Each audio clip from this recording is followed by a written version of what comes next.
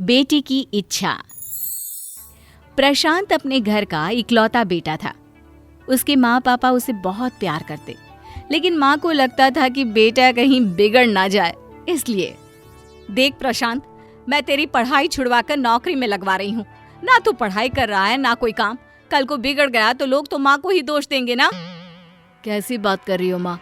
अभी तो मैंने 12वीं भी पास नहीं की है। इसके बाद तो मैं शहर जाऊंगा पढ़ने, वहीं पढ़ूंगा और कुछ अच्छा बनूंगा। अभी वो दिन नहीं आया। तेरे बाप की ये हालत नहीं हुई कि तुझे शहर भेजे। घर की चक्की है, काम चल रहा है, चक्की देख। पर पापा, मैं पढ़ा लिखा लड़का हूँ, मैं क्यों चक्की में काम करूंगा? अगर अच्छा कमाऊंगा तो अपने आप ही चक्की के लिए भी किसी को रख लूंगा। वाह, बाप तेरा चक्की चलाएगा और तू नौकर रखेगा। अरे जाकर खेत से दाल लेकर आ और उसे आंगन में बैठकर भून, तभी रात का खाना बनेगा। प्रशांत क्या करता? घर से बाहर निकलता तो गांव के लोगों को देखकर सोचता कि क्या उसका भी यही होगा, वो भी सारा जीवन गांव में ही रह जाएगा। तभी प्रशांत का दोस्त कहता है, अरे प्रशांत, क्या सोच रहा है यार? अरे क्या बताऊं, भविष्य की चिंता। छोड़ ना, तू बता, तू कैसा है? तुझे क्या भविष्य की चिंता है यार? तेरा तो सही चल रहा है, पापा की चक्की है, आराम की जिंदगी। यार मैं चक्की चलाना नहीं चाहता। साइंस में रुचि है, कंप्यूटर इंजीनियर बनने का सपना है। मैं विदेश जाना चाहता हूँ और मैं ना। अरे बस यार, कितना बोलता है? सपने देखना बंद कर। गांव से निकलकर तेरे पापा तुझे शहर तो जाने नहीं दे रहे। बड़ा आया विदेश जाने वाला। जाकर काम कर। दोस्त की बात प्रशांत को ठीक लगती है। वो सोचता है कि वो अपनी जिंदगी को ऐसा नहीं होने देगा। वो पढ़ेगा भी और विदेश भी जाएगा। जिसके बाद एक दिन, पापा मुझे एक स्मार्टफोन चाहिए, घर पर वाईफाई और कुछ किताबें, एक ऑनलाइन ट्यूशन भी है, उसके लिए भी पैसों की जरूरत है। अरे रुक जा प्रशांत, बोला ही जा रहा है। क्या करेगा ये सब खरीद कर? पापा, गांव में रहकर भी जरूरतें पूरी नहीं करोगे क्या? शहर में जाने से तो मना कर दिया आपने। हाँ, ले। मैंने कब मना किया? चलानी तो चक्की है तुझे, तू चाहे जो कर ले। पिता प्रशांत की सारी शर्त मान लेते हैं। प्रशांत भी सारा दिन पढ़ता, घर का काम करता और रात में स्मार्टफोन से क्लास और दूसरी ऑनलाइन जानकारियां इकट्ठा करता। एक रोज प्रशांत के घर के सामने शूटिंग चल रही होती है।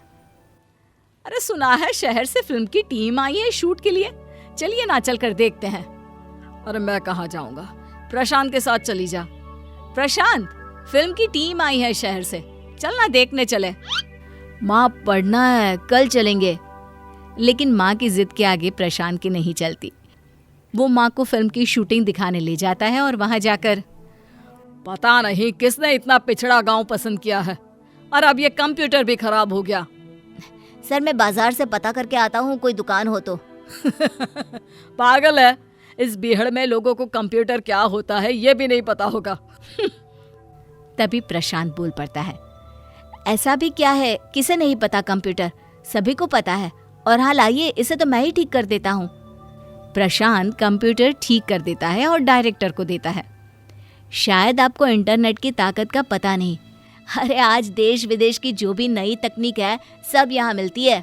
और हाँ, आपका कंप्यूटर हैवी हो रहा है, सॉफ्टवेयर से कैसे ठीक करना ये तो जानते हैं ना आप। चलो माँ। प्रशांत वहाँ से माँ के साथ चला जाता है। वो लोग घर आते हैं जहाँ माँ पिता को सारी बात बताती है। अरे न जाने क्या क्या बोल रहा था वो फिल्म डायरेक्टर हमारे गांव के बारे में। अरे वो तो प्रशांत ने झट से ठीक कर दिया, उसका बिजली वाला डिब्बा। माँ वो सिस्टम था, कंप्यूटर कहते हैं उसे। अरे हाँ ठीक है, कोई बात नहीं, तू चक्की पर ध्यान दे, ये सब कोई बड़ी बात नहीं है। दिन बीत रहे थे। पिता किसी भी हालत में प्रशांत को आगे की पढ़ाई की इजाजत नहीं देते हैं। लेकिन एक दिन अचानक प्रशांत के पिता का स्वर्गवास हो जाता है। कुछ दिनों बाद माँ कहती है, बेटा घर में कुछ नहीं है, बाजार से कुछ लिया, और हाँ काम का कुछ सोचा, कैसे घर चलेगा? तेरे पिता तो रहे नहीं, तू चक्की ही क्यों नहीं चला लेता बेटा? हाँ माँ, मैं कोशिश करता हूँ। प्रशांत परेशान हो जाता है।